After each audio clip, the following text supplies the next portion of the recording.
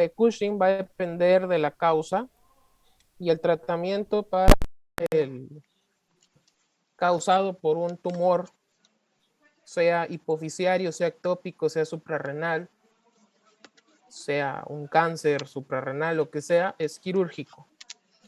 El tratamiento debe retirarse ese tumor. Sin embargo, no todos los pacientes son candidatos de primera instancia a un retiro de tumor o a una cirugía. Tenemos que valorar que el paciente esté en condiciones verdaderamente estables para poder realizar la cirugía, y en muchas ocasiones tenemos que estabilizarlo, tenemos que ayudar un poco en la estabilización de esa hipercortisolismo que tiene, porque podría significar algún riesgo en el paciente.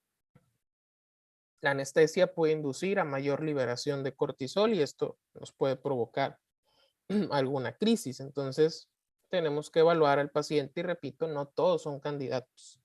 La mayoría lo son.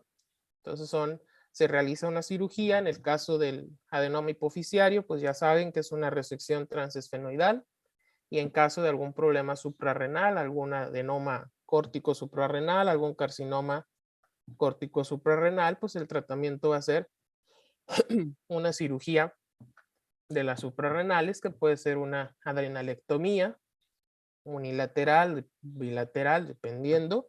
Normalmente es unilateral porque el tumor sale en una glándula, o bien si el tumor es bien delimitado, se puede realizar la cirugía nada más, la adenomectomía, que es quitar el adenoma.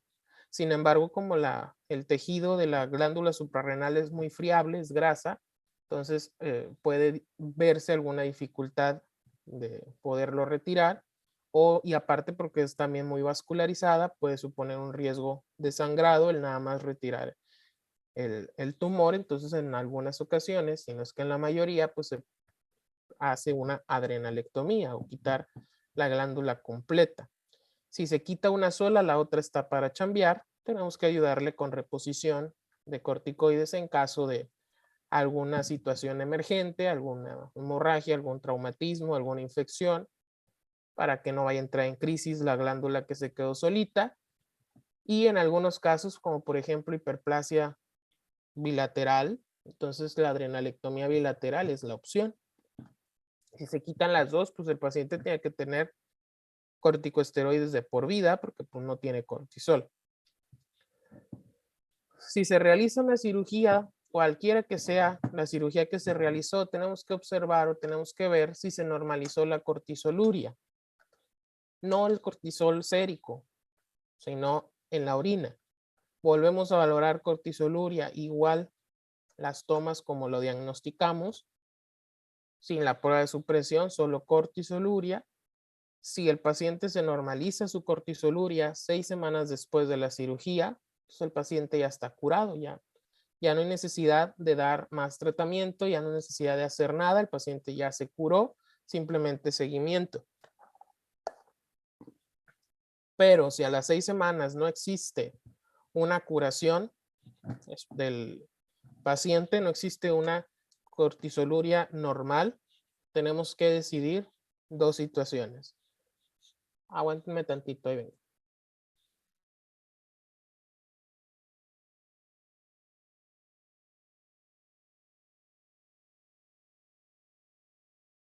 Si el paciente no tuvo una normalización de su cortisoluria, entonces vamos a optar, va a depender de lo que estamos manejando. O sea, si es un paciente por una adenoma hipofisiario y se le hizo una resección y no respondió, el tratamiento de segunda línea después de la cirugía para estos casos que no respondieron, pues es la farmacoterapia.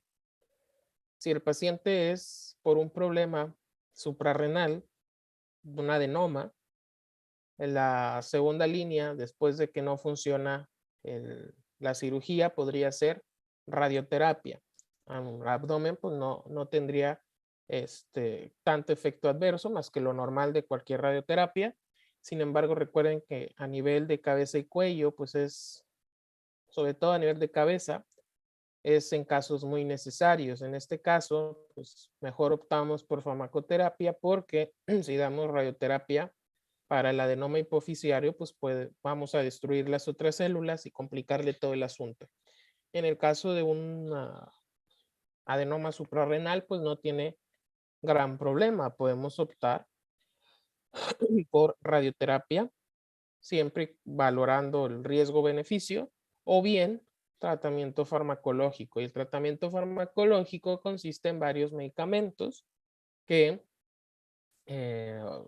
podemos utilizar para inhibir la síntesis directa de cortisol.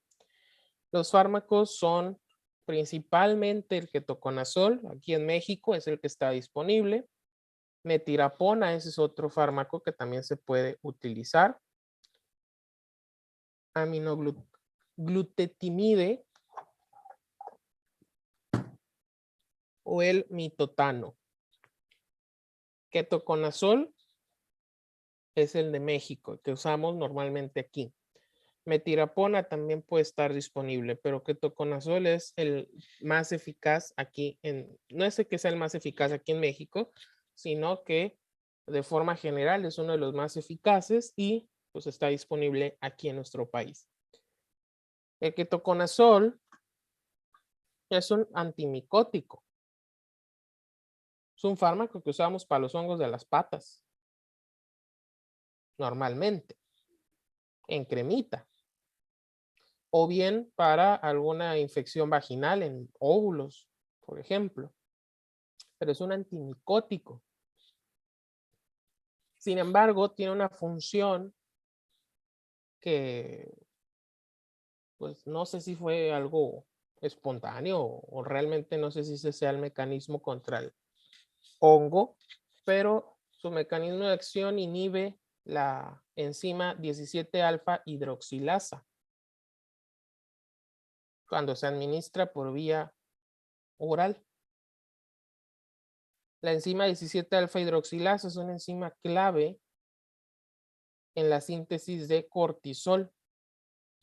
Cuando veamos suprarrenales, que veamos la síntesis de hormonas esteroideas, que ahí van a conocer el verdadero terror, vamos a ver todos los procesos enzimáticos o todas las enzimas que se utilizan para dar lugar a la aldosterona, dar lugar al cortisol y dar lugar a los andrógenos. En la vía del cortisol, en la zona fascicular, la 17 alfa hidroxilasa tiene la función de convertir a la prehormona o a la hormona, por así decirlo, pregnenolona o 17 hidroxipregnenolona en 17 hidroxiprogesterona en la vía del cortisol. Entonces tiene una gran función que al momento de inhibirla, no miento, convierte a la 17 alfa y a la 17 hidroxiprogesterona en desoxicortisol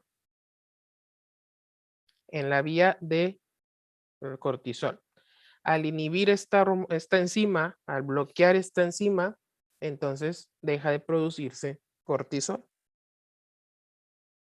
De esta manera, el ketoconazol ayuda demasiado. Sin embargo, en un adenoma hipoficiario, el ketoconazol ayuda de forma excelente porque aunque haya mucha ACTH, pues no va a haber cortisol. No importa que haya tanta ACTH, el cortisol va a estar inhibido. El problema radica en la aldosterona y en los andrógenos, porque ahí la 17 hidroxilasa no actúa. Entonces no tiene gran acción para aldosterona y andrógenos, pero en un tumor o en un problema suprarrenal, sobre todo un adenoma suprarrenal, el ketoconazol no ayuda mucho. Y no ayuda durante el tumor porque al tumor le vale gorro. El tumor es autónomo, entonces al tumor métele lo que le metas, él sigue produciendo cortisol. Entonces, en problemas suprarrenal, el ketoconazol o los fármacos o la farmacoterapia es de última instancia, es de último recurso. En cambio, el adenoma hipoficiario es después de la cirugía, es de muy buena, o antes de la cirugía, para preparar al paciente es de muy buena ayuda. La metirapona inhibe la enzima 11 beta hidroxilasa, y ahí hay una ventaja porque la 11 beta hidroxilasa actúa en las tres zonas, la 17 alfa hidroxilasa solo en fascicular.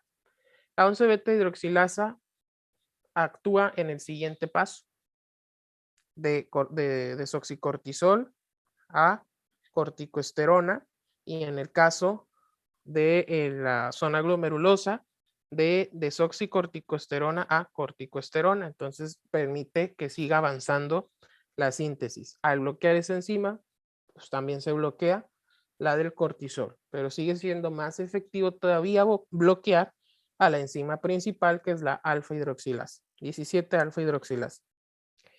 El ketoconazol viene en tabletas de 200 miligramos y por vía oral solo se utiliza para este tipo de patologías, para este problema. Por vía oral no se usa para honguitos, solo para esta patología. La dosis habitual es de 600 a 800. Esta es la dosis terapéutica en adulto, de 600 a 800 miligramos. Como dosis máxima, o sea, jamás superar los 1200 miligramos. Como sugerencia, nunca brinques los 1000.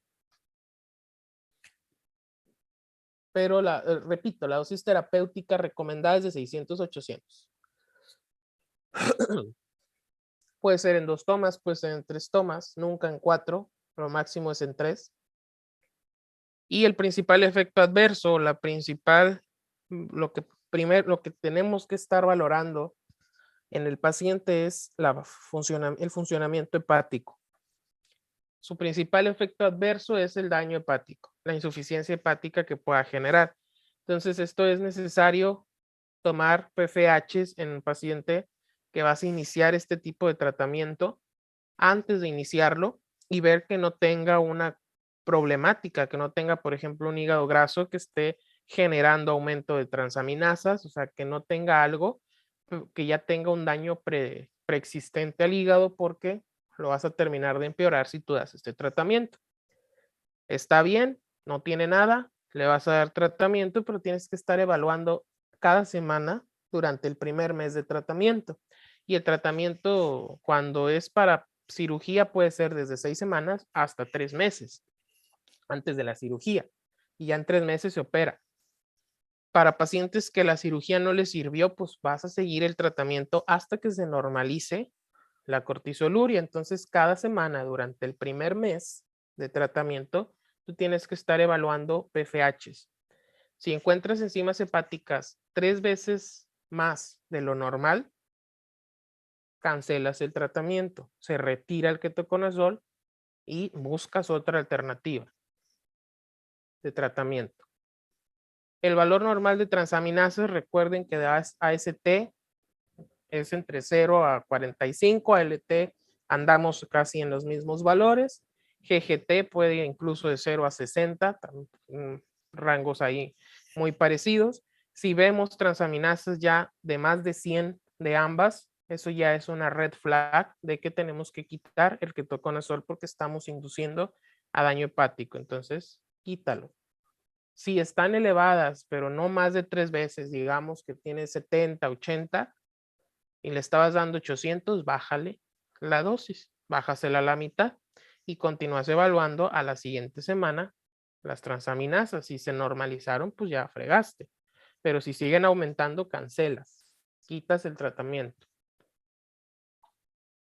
¿Cuándo vas a retirarlo? Cuando tiene esa alteración, o bien cuando el paciente se pone como Homero Simpson, o sea, cuando ya hay sintomatología de daño hepático, lo tienes que suspender. Si el paciente tiene ictericia físicamente, o sea, lo ves amarillo de escleróticas y de la piel, tiene coluria, tiene melena, o sea, ya tiene datos incluso de complicación de un daño hepático, no tienes que esperar a ver transaminasas, no tienes que esperar a ver bilirrubina para retirarla. O sea, con ver tratamiento, dijo, si le quito este medicamento, tomo PFH y veo qué tanto daño me pudo haber generado. Entonces se retira, se suspende. Van a decir, entonces, ¿por qué lo doy? Pues sí, es parte del tratamiento, simplemente hay que estar vigilando constantemente, jamás, no, pues es que dice que 800, no, siempre hay que iniciar con la dosis baja, que serían 600 en un paciente adulto, y ajustar de acuerdo a los valores de cortisol en sangre, preferentemente, ajustar la dosis. Y si en dado caso ajustamos dosis, digamos que tú decidiste darle 600, lo mantuviste 6 semanas así y a las 6 semanas resulta que tiene cortisol todavía elevado, pero tiene PFHs normales, tú puedes permitirte aumentarle a 800 sin ningún problema. Solo que al modificar esa cantidad, esa dosis, tú ya viste que 600 no le está causando daño hepático, pero pues tampoco le está sirviendo de nada. Decidiste aumentar. Ese aumento de dosis te va a obligar a que otra vez le estés checando PFHs cada semana. Ese ajuste, cada ajuste que hagas, tienes que regresar a checar PFHs cada semana. Misma cosa, alteración de estas, retiras el medicamento, no le bajas dosis, a menos que no haya superado los 100, pero ya tiene daño hepático, se lo quitas completamente. Y vas a tener que internarlo y darle o ayudarle para que se limpie y se deshaga de ese medicamento. Puede causar también una insuficiencia suprarrenal, pues obvio, como complicación al inhibir la síntesis de cortisol, el estarlo usando de manera prolongada, sin vigilancia, me puede fregar el hígado, pero también me va a causar lo contrario, me va a causar una insuficiencia porque pues no estoy produciendo cortisol. Entonces es una causa de insuficiencia suprarrenal primaria. No tan común, pero también lo está. Puede causar malestares estomacales o gastrointestinales, ardor, náuseas, vómito o incluso diarrea. Por supuesto que no se puede usar en embarazo. Bueno, normalmente las de Cushing no se embarazan, lactancia menos, jamás en un paciente alcohólico y pacientes que tengan cardiopatías es un riesgo relativo, es una indicación o una contraindicación relativa. Absoluta sí es la hepatopatía. Tenga o no tenga hepatopatía, pero el paciente es catarrín, no le vayas a dar este medicamento. Si se evalúa cada 6 semanas todo, se había operado, no resolvió, era un adenoma hipoficiario, optas por dar este medicamento, a las 6 semanas vuelves a valorar cortisoluria, ahí sí valoras cortisoluria, si ya se normalizó, bajas dosis. Le daba 600, la bajo a 400. Vuelvo a valorar en 6 semanas, si sigue normalizado, quito ketoconazol y ya está curado. Solo seguimiento a las 6 semanas, luego a los 3 meses, luego a los 6, luego al año, si ya está bien, ya después, cada 2, cada 3 años, dependiendo de cómo vaya evolucionando y de todo lo demás. Esta patología, la ventaja que tiene es que sí se recupera el cuerpo. Las estrías, pues a lo mejor ya no, pero sí va a recuperar su peso, sí va a recuperar su distribución corporal, ya no va a ser, ya no va a tener obesidad central, ya va a empezar a mejorar considerablemente. Entonces, esa es una ventaja y es algo que nos va a ayudar a saber si el paciente está bien, si el paciente está evolucionando favorablemente.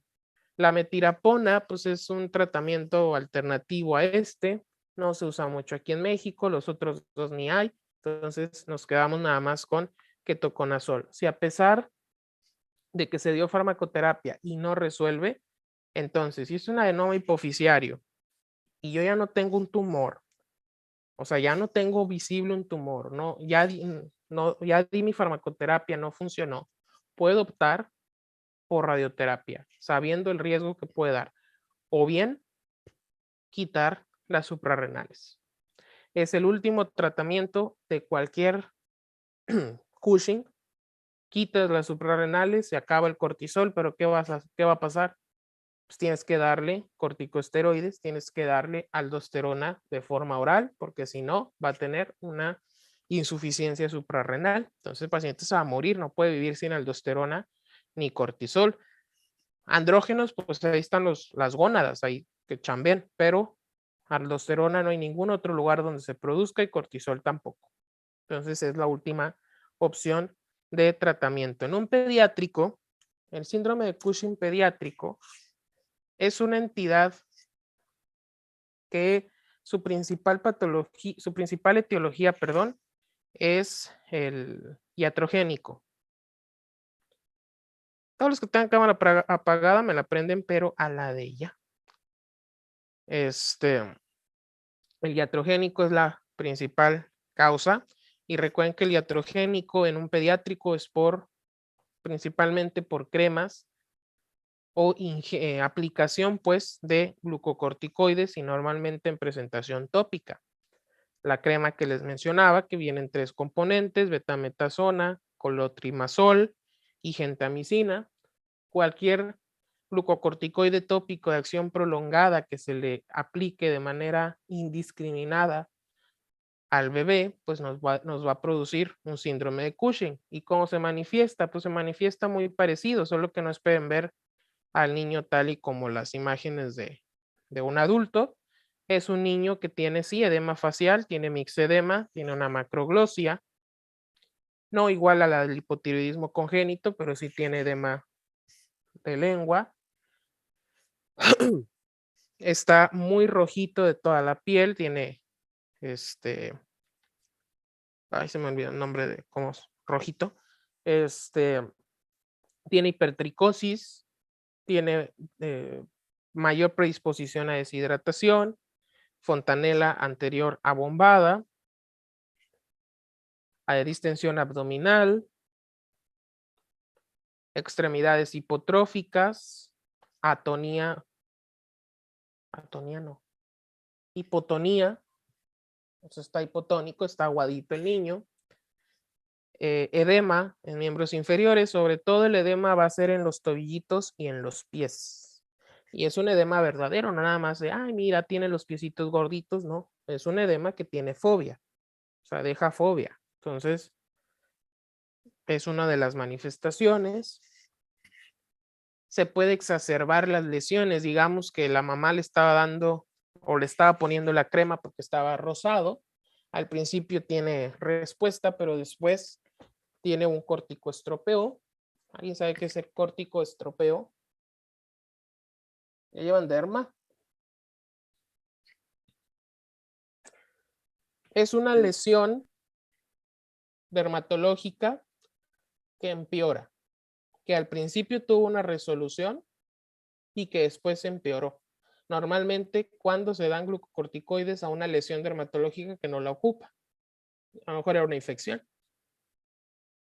Después empeora. Eso es el corticoestropeo. No sé cómo se pronuncia, pero se escribe corticoestropeo. Puede presentarse eso en el niño también. Tenía las rosaduras, se quitaron, pero después, como se lastimó la piel, se volvió delgada, entonces se hacen peor. El tratamiento de los niños es retirar la causa. Si la causa era esa crema, la quitas. Sin embargo, no se puede retirar y se comete el error. En ese caso lo vi en Facebook. Se retira la crema y ya no se la ponga. Si la crema era normalmente es un corticosteroide de acción prolongada, se tiene que retirar ese, pero se tiene que sustituir por uno de acción corta, hidrocortisona normalmente. ¿Por qué? Porque los corticosteroides no los podemos quitar de forma brusca, sobre todo cuando yo ya tenía mucho tiempo con tratamiento o aplicándole dosis.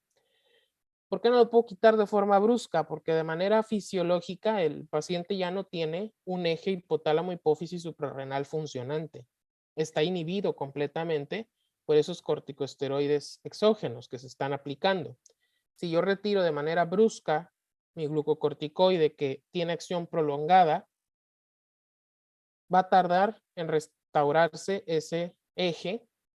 La de acción prolongada dura 36 horas su efecto. En 36 horas va a estar el paciente todavía con cierto efecto, porque todavía tiene corticosteroide en el cuerpo, pero el eje no va a estar despertando precisamente porque todavía hay. Va a despertar después y el paciente va a sufrir una insuficiencia suprarrenal aguda, una crisis suprarrenal aguda. Lo que pasa con algunos niños, ya no le ponga esa crema por favor, pero ya no la sustituyen. Entonces los niños ahora vienen con una crisis perdedora de sal. Bueno, no, eso es otro tema. Viene con una crisis aguda, suprarrenal aguda, deshidratado, hipotenso. Entonces sale peor el asunto. Se tiene que sustituir, retirar esa y sustituir con una de acción corta. Ese es el tratamiento. Y poco a poco, que el cuerpo del bebé elimine la betametasona o dexametasona que trae, porque son las de acción prolongada, su eje se va a estar restaurando por sí solo y se va a estar controlando todo lo demás. Pero mientras eso sucede, con la hidrocortisona, que es de acción corta, yo le estoy administrando en cantidades adecuadas. La hidrocortisona es prácticamente cortisona. O sea, es como si fuera el cortisol normal. Dura poquito y ya, ¿no? Entonces es el corticoide que se prefiere en muchas situaciones. Tiene una acción tiene una acción buena, pero su tiempo de eliminación es corto, entonces favorece mucho la aplicación. Una vez que ya se restauró esto, lo voy retirando poco a poquito hasta que ya lo quito y ya no lo doy. O sea, ya no doy ningún otro tratamiento. Para los edemas, bueno, depende de qué tan edematizado estuviera, o sea, todo deshidratación, bueno, si llegó con deshidratación muy, muy marcada, pues doy restitución de líquidos, pero hasta ahí. Ese es en cuanto a niños por esta crema. Pero hay niños ya mayorcitos, 6, 7 años, 5, 6, 8 años. En el caso mío, una vez me llegó un niño de 8 años que tenía Cushing, entonces ahí el tratamiento es igual, el abordaje es igual a un adulto. Tengo que ver qué tipo de Cushing es. Primero tengo que ver si es Cushing y luego tengo que ver qué tipo de Cushing es. Si también es por medicación, pues bueno, es iatrogénico, pero si es por un tumor en cualquiera de las dos, el tratamiento es exactamente el mismo. Normalmente los niños son más candidatos a tener la cirugía, pero también se pueden dar medicamentos, solo que la dosis es menor. Los niños no superar 400 miligramos al día. Ojo, niños mayores de 5 años, de 6 años, perdón. Podría usar ketoconazol. Si no, no. La cirugía es la de elección en cualquier paciente. Este es el síndrome de Cushing. Se cura, sí es curable. Sí es curable, sí es controlable y sí se mejoran las condiciones clínicas del paciente. Y mucho. ¿Alguna pregunta hasta aquí? O bueno, alguna pregunta de Cushing.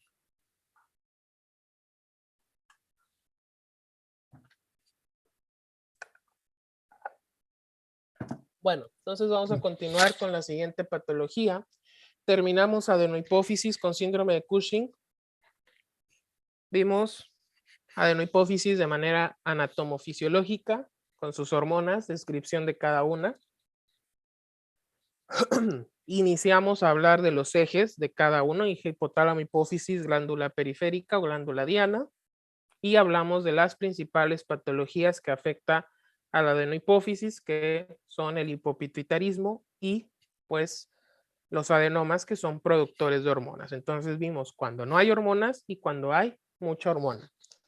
Terminamos con eso adenohipófisis y nos vamos a la neurohipófisis, que es la hipófisis parte 2. La neurohipófisis, recuerden que es la parte posterior de la hipófisis, es la parte nerviosa, se encarga de secretar, bueno, se encarga de almacenar y luego liberar. Dejémosle el secretar, ¿ok? Se encarga de secretar vasopresina y oxitocina. Oxitocina para el trabajo de parto y vasopresina para otras funciones ya más amplias que ahorita vamos a mencionar. Pero recuerden que no se produce ahí, se produce en el núcleo supraventricular, no, paraventricular y supraóptico del hipotálamo. Recuerden que ahí se producen, solo que la hipófisis, neurohipófisis los almacena y luego los secreta. Solamente hablaré de vasopresina porque oxitocina se deja para el trabajo de parto y eso es de obstetricia. Así que nos enfocamos en vasopresina. La vasopresina recibe su nombre de sus funciones. Se llama vasopresina porque tiene función vasopresora o vasoconstrictora y se llama antidiurética porque disminuye la diuresis o controla la diuresis. La vasopresina tiene tres funciones importantes y específicas, que es la osmorregulación, el control de la diuresis y la regulación de la presión arterial y volumen circulante.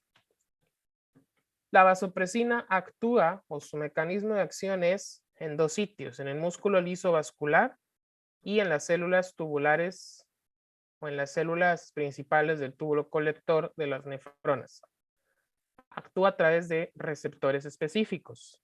Receptores V1 que se encuentran en el músculo liso vascular y receptores V2 que se encuentran en las células principales del túbulo colector.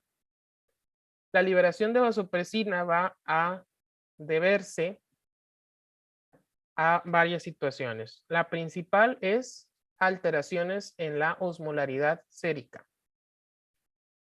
¿Cómo detectamos la osmolaridad sérica en una persona? Se detecta por osmorreceptores. Y tenemos osmorreceptores de forma periférica, principalmente en el riñón y en el corazón, callado de la aorta, por ejemplo. Y osmorreceptores centrales, que es a nivel hipotalámico. Ahí se encuentra el centro regulador de la osmolaridad. De las principales liberadores de vasopresina es una disminución de la osmolaridad, tanto sérica como urinaria.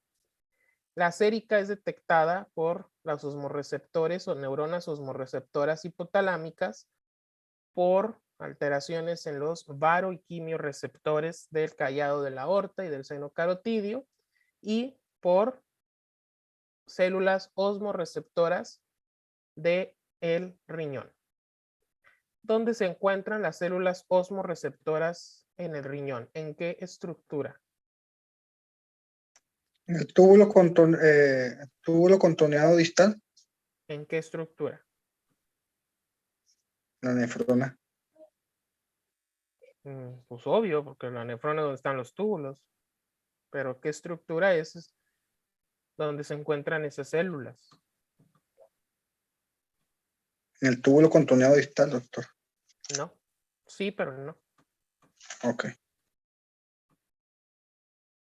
¿Cómo se le llama a esa estructura del túbulo contorneado Sistema distal? tubular. No, Las acuaporinas. no, cero que ver. ¿No fueron a nefro o qué? ¿Tuvieron nefro? La nefrona.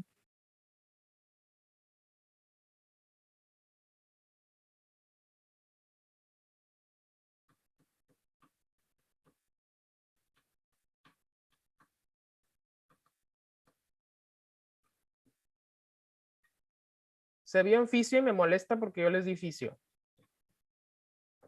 Y me lo contestó uno de quinto que fue compañero de ustedes. O sea que él sí fue a fisio, ustedes no. 2, lo vimos en fisiopato también. Y me molesta doble porque a todo este grupo le di fisiopato. Pista. El semestre pasado no salían de que ahí se sintetizaba la renina.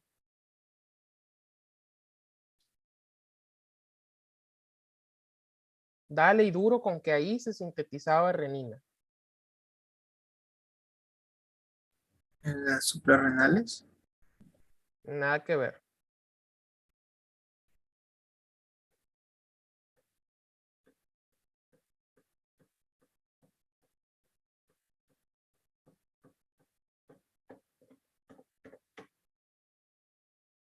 Bueno, pues esta estructura detecta la osmolaridad urinaria y la osmolaridad sérica de los vasos peritubulares, de tal manera que esta estructura va a ocasionar que si existe una disminución de la osmolaridad urinaria detectada, va a evitar que haya una reabsorción de sodio por los túbulos contorneado distal. Y si al contrario detecta una mayor concentración de sodio o una mayor, no concentración de sodio, sino una mayor osmolaridad urinaria, va a inhibir que se reabsorba, va a hacer que se reabsorba sodio para que esa orina no esté demasiado concentrada. Esa estructura se llama mácula mensa, que diga mácula densa. La que todo el mundo decía el semestre pasado que ahí se liberaba renina, no, ahí no se libera renina. Sirve como célula o como estructura osmorreguladora. Tampoco detecta sodio. Detecta la osmolaridad urinaria y sérica para poderlas equilibrar, y no tanto porque estén iguales las dos, sino para que la sérica no se me incremente tanto y la urinaria tampoco se me vaya a alterar tanto. ¿Ya? Bueno. No se les olvide, por favor, mácula densa, con D, no con M, D, densa. Bueno, control de la diuresis, esa es otra función de la vasopresina y pues simplemente es la principal de la antidiurética. Una vez que es sintetizada la vasopresina y llega a la célula del túbulo colector, esa unión al receptor, recuerden que los receptores de las hormonas y las hormonas no entran a una célula. La única que entra es la aldosterona, pero no entran a una célula y hacer su acción, no, es al receptor, genera una información, ya sea por una proteína o por proteína G que envía esa señalización, o bien, en este caso, por la adenosín monofosfato cíclico o AMPC, que envía la señal para que se sinteticen unas proteínas que se llaman acuaporinas. Estas acuaporinas son tres principales: acuaporina 2, acuaporina 3, acuaporina 4. La función de las acuaporinas es, lo dice el nombre, abren poros, canales en las membranas, tanto apical como basal de la célula tubular o de la célula principal del túbulo colector, para que pueda difundir agua libre, agua de forma libre, pueda reabsorberse agua ya en el túbulo colector donde ya casi se iba para el excusado, se reabsorba hacia los vasos peritubulares y disminuya la cantidad que se está excretando. De esta manera controla la diuresis y controla el volumen circulante en una persona. Esa es la función general de la vasopresina. Así. La membrana apical es la que está en comunicación con la luz tubular por donde va la pipis, se reabsorbe hacia el espacio intersticial donde están los vasos peritubulares. Esta membrana se llama membrana basal. La acuaporina 2 es la acuaporina principal que se expresa en la membrana apical, mientras que la 4 normalmente es en la basal.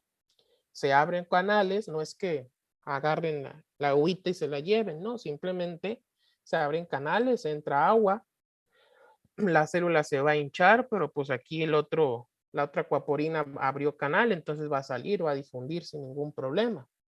A través de esta difusión también se viene decolado el sodio, entonces por eso estos pacientes también tienen hipernatremia, aunado a que hay una disminución, una disminución de la osmolaridad urinaria, entonces hace que también tenga mayor secreción acá en mayor filtración, mayor excreción, pero aquí se esté reabsorbiendo todo el sodio, entonces el paciente tenga hipernatremia, también característico de la diabetes insípida.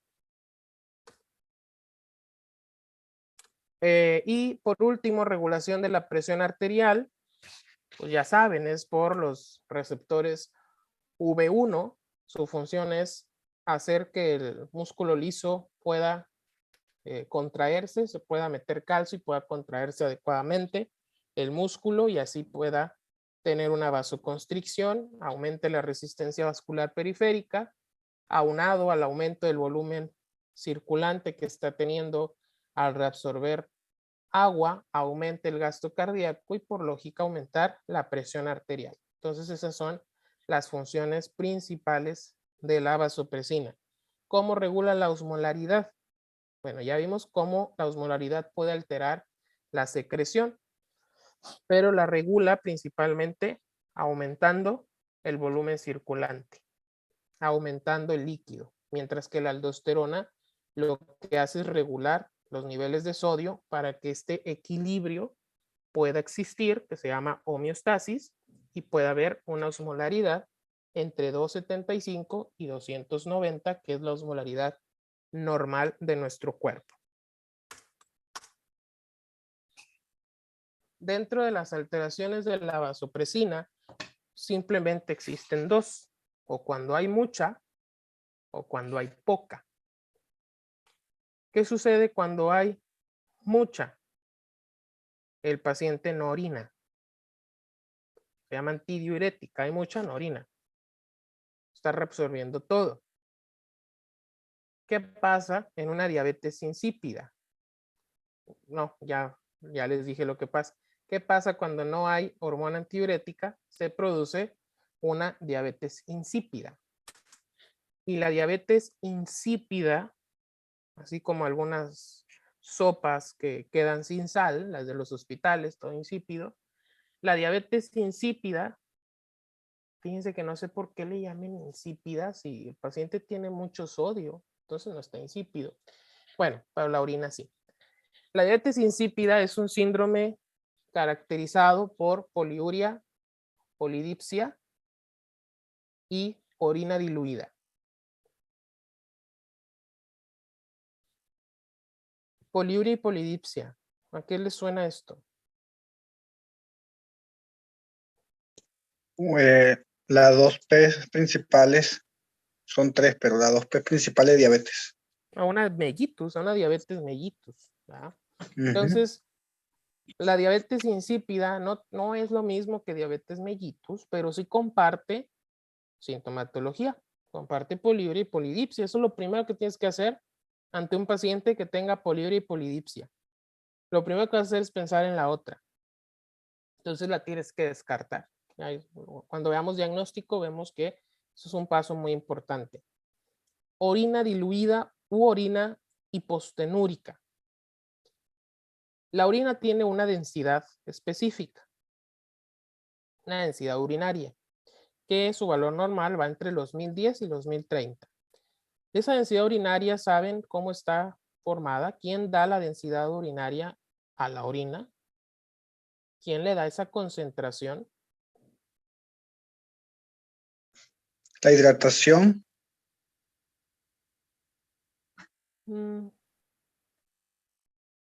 No. Los iones. Los iones, los solutos, ¿okay? Los electrolitos que se eliminan por vía renal, principalmente sodio. El sodio es el principal soluto que le da una concentración a la orina. La densidad urinaria y la concentración urinaria es un equilibrio entre la cantidad de solutos y la cantidad de agua que hay. La aldosterona se encarga de regular cuánto sodio se está excretando y la antidiurética se encarga de determinar cuánta agua se está excretando para de una manera equilibrada poder mantener unos niveles tanto en la orina para no generar una diuresis osmótica o para que en la osmolaridad sérica no se vea también afectada. Entonces trabajan de manera conjunta. La densidad urinaria nos permite entonces tener tres tipos de orina. La orina que normalmente tenemos es la orina isostenúrica. O sea, tiene una densidad normal entre 1010 y 1030. Cuando la densidad urinaria aumenta, se llama orina hiperstenúrica o hiperstenuria. Hablo de densidades arriba de 1030. Cuando un paciente está deshidratado, no tomamos suficiente agua, orinamos muy amarillo, muy concentrado. Si te haces una tira reactiva, puede que salga que tienes mayor densidad. La secreción exagerada de hormona antidiurética, como por ejemplo la CADH, que es un síndrome que vamos a ver en la siguiente clase. Y cuando la densidad urinaria baja, o sea, en la orina diluida en esta patología, a esa orina se le llama hipostenúrica o bien a eso se le llama hipostenuria. Densidades urinarias menor a 1010. Pregunta del millón. ¿Cómo sabemos la densidad urinaria? ¿En qué examen lo veo? ¿Un ego? Un ego. El ego se compone de dos partes, un examen físico-químico y un examen microscópico. ¿En cuál? ¿Químico? En el químico físico. Físico. Más que nada químico, a través de una tira reactiva. Entonces, es algo que tú puedes tener en tu consultorio. Te compras un botecito de tiras reactivas, botecitos de estériles para la orina, se le hace una tira reactiva y con eso puedes saber muchas cosas. Ya si quieres ver cuántos eritrocitos, cuántos leucos y todo, pues obviamente le mandas a hacer un ego. Pero sí, si no tienes eso, pues le pides un examen general de orina. En esa tira reactiva se ve la densidad y también te la pueden mencionar como gravedad específica. Ese es otro nombre que te pueden tener. Porque suele pasar, es que no dice la densidad, pero dice gravedad específica, es la misma, güey. O sea, se llama igual, ¿sale? Siempre recuerden eso, porque lo ven como densidad urinaria, luego en alguna otra bibliografía pueden verlo como gravedad específica y no van a saber qué onda. Entonces es la misma. La densidad urinaria te la da un examen. Pero para hacer criterio diagnóstico de diabetes insípida tenemos tres criterios: osmolaridad urinaria baja, osmolaridad sérica alta y sodio sérico elevado. Esos son los tres criterios para diagnosticar diabetes insípida. De tal manera que la densidad te la están dando, pero tú tienes que calcular la osmolaridad urinaria. Y la osmolaridad urinaria se calcula restándole a la densidad urinaria que te está arrojando esa tira reactiva, restándole 1000 y el resultado multiplicarle 35. De esa manera puedes calcular cuánta osmolaridad urinaria tiene esa persona. Para diabetes insípida, una osmolaridad urinaria inferior a 250 es criterio diagnóstico. La osmolaridad urinaria anda entre 350 y 750 miliosmoles por kilo. Recuerden que siempre hay que poner unidades de todo. Como cuando vas a un supermercado, dos ¿qué? Dos tomates, dos cebollas, que lo mismo sucede con las unidades, ¿sale? Siempre que yo les pregunte algo que tiene que tener unidades, sea medicamento, sea un laboratorio, sea un criterio diagnóstico, me le tienes que poner unidades, ¿ok? Si está inferior a 250 miliosmoles, es un criterio para diabetes insípida. La diuresis no es un criterio para diabetes insípida, pero tenemos que saber que a un paciente que tiene ausencia, una persona que no tiene vasopresina, puede orinar litros y litros. Un paciente normalmente que tiene diabetes insípida orina mucho, pero se puede compensar porque tiene que ingerir mucha agua. Hay casos en donde si el centro regulador de la sed también está afectado, o sea, el problema viene desde el hipotálamo, el paciente no va a tener sed. Entonces ahí el paciente se va a deshidratar, va a tener una hipernatremia grave y se va al panteón. La diuresis no es un criterio diagnóstico, simplemente saber que orinan más de 3 mililitros o más de 3 litros, lo consideramos ya como una poliuria. La diabetes insípida se clasifica en dos tipos. La diabetes insípida central y la diabetes insípida nefrogénica. Existe un tercer subtipo, pero que no entra como un tipo de diabetes insípida, que es la dipsogénica o psicógena, pero normalmente se le llama polidipsia primaria. Ahorita les menciono de qué trata. La diabetes insípida central es aquella que el origen viene acá arriba. El origen viene a nivel hipotalámico, a nivel hipofisiario, en el que no hay una secreción ni producción de hormona antidiurética. Puede ser un tumor, puede ser sea un tumor hipofisiario, puede ser un tumor hipotalámico, puede ser un tumor cerebral, un glioma, un craniofaringioma, meningioma, etcétera, que esté causando esto. Puede ser una cirugía, puede ser un hipopituitarismo por acción vascular, puede ser un traumatismo, algo que afecte a nivel central y que lo que esté provocando sea una deficiencia de la secreción de vasopresina, se clasifica como diabetes insípida central. Y la diabetes insípida nefrogénica es aquella en la que el problema radica en el riñón.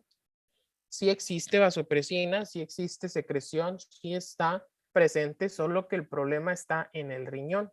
El riñón no responde a la acción de la vasopresina, que puede ser por un problema directamente del receptor, o sea, existe una resistencia del receptor a la vasopresina, puede ser por mutación genética, puede ser porque no existe o hay una deficiencia de AMP cíclico, puede ser por algún problema congénito, puede ser por alguna enfermedad autoinmune que afecte al receptor, pero también puede ser por enfermedad renal, y no porque la enfermedad renal haga que el riñón no responda, sino porque la enfermedad renal, recuerden que es una pérdida progresiva de nefronas. Entonces no es lo mismo un riñón con 1 millón de nefronas respondiendo a vasopresina a un riñón con 200,000 nefronas. Ya no responde de la misma manera.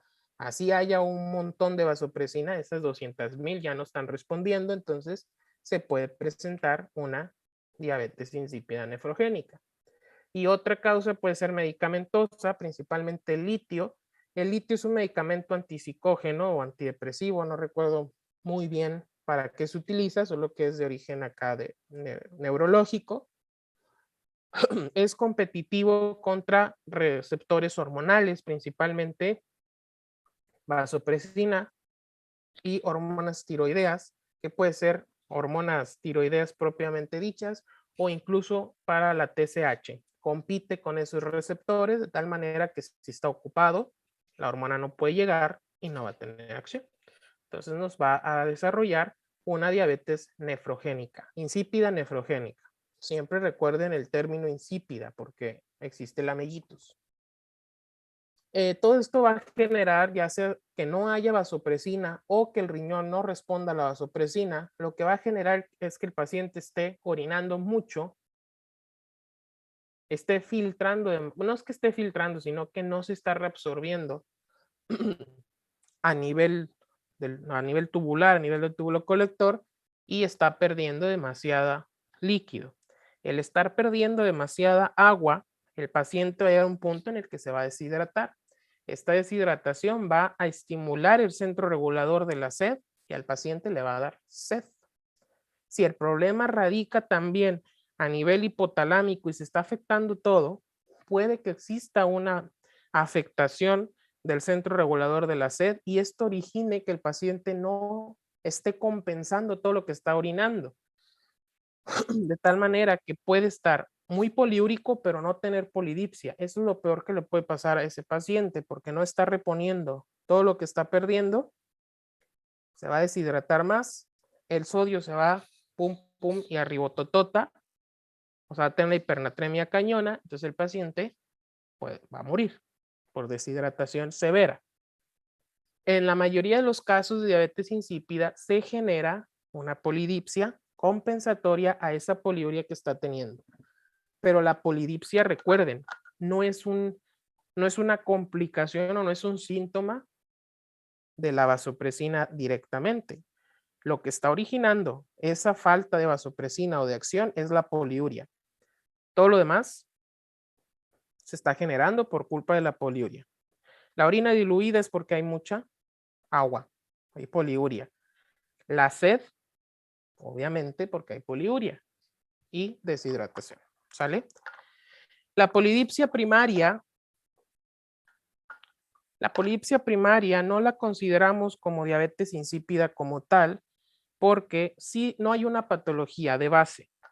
La polidipsia primaria sí es una enfermedad, pero es más una enfermedad a consecuencia de una persona. O sea, una persona se la está provocando. Por eso tiene el componente psicógeno. No quiere decir que el paciente diga, yo quiero ser diabético insípido. No, lo que está generando, lo que está produciendo esa persona es que está consumiendo demasiada agua. De manera, o sea, sin necesidad de, no le da sed. O sea, oye, si no he tomado agua. Y está tome agua. Entre más agua tomemos, por ejemplo, yo en estas 4 horas que doy clase, yo soy poliúrico y polidípsico, porque como estoy hablando mucho, soy el único que hablo, ustedes parece que estoy hablando a la pared, ustedes ya ni hola, tomo mucha agua, entonces pues obviamente me dan también ganas de orinar. Entonces lo mismo pasa con estas personas. Estas personas toman demasiada agua sin necesitarla, no hay otro medio donde la estén perdiendo. Si haces ejercicio, estás sudando, te da sed y tienes que tomar agua y ahí sí la estás compensando. Pero si no está haciendo nada por perderla, pues el riñón es el que está trabajando mucho y está causando o está produciendo mucha poliuria. Estas personas, al estar consumiendo demasiada agua, están inhibiéndose directamente ellos la secreción de vasopresina, porque el riñón está detectando que hay un aumento, un descenso de la osmolaridad urinaria, entonces automáticamente no secreta vasopresina. ¿Para qué? Para que no haya antidiuresis y no vaya a retener líquido de los 4.000 mililitros o que está consumiendo la persona. Entonces se genera la mentada polidipsia primaria. Sí existe déficit de vasopresina, pero es provocada. Si el paciente se le controla ese consumo de agua por sí solo, la vasopresina va a seguir ya su curso normal. Entonces, por eso no lo consideramos como una diabetes insípida como tal. Bueno, le dejamos hasta aquí. Lean el diagnóstico, ya se los adelanté, pero lean el diagnóstico de diabetes insípida como tal.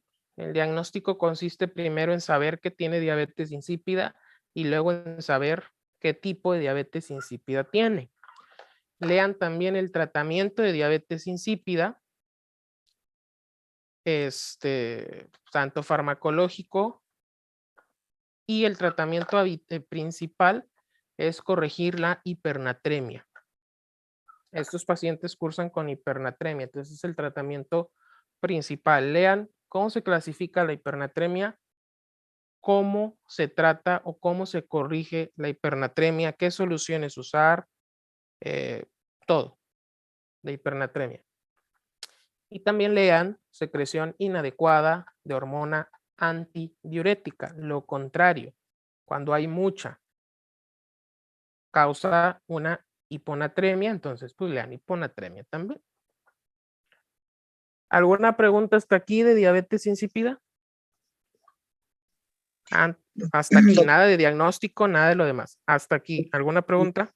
Doctor, en cuanto a su clasificación, estuve leyendo en el artículo que hice la tarea y las 2 primeras clasificaciones, la central y la nefrogénica, venían como tal, pero también el autor escribió y dice que hay una diabetes insípida gestacional. Pues nada más se produce en el embarazo.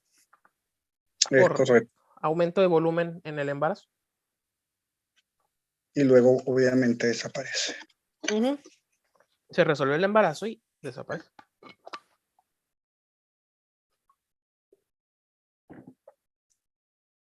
¿Alguna otra pregunta?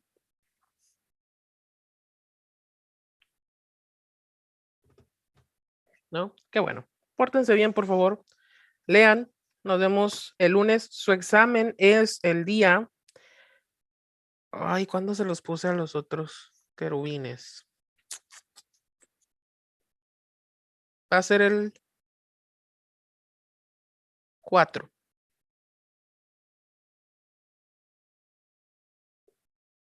4 de marzo. En 2 semanas. Viernes. En línea. Ya el ordinario sería presencial. Pero primeros 2 parciales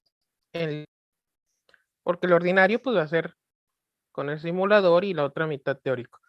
Sale, bye, cuídense mucho. Bonito fin de semana, pórtense bien.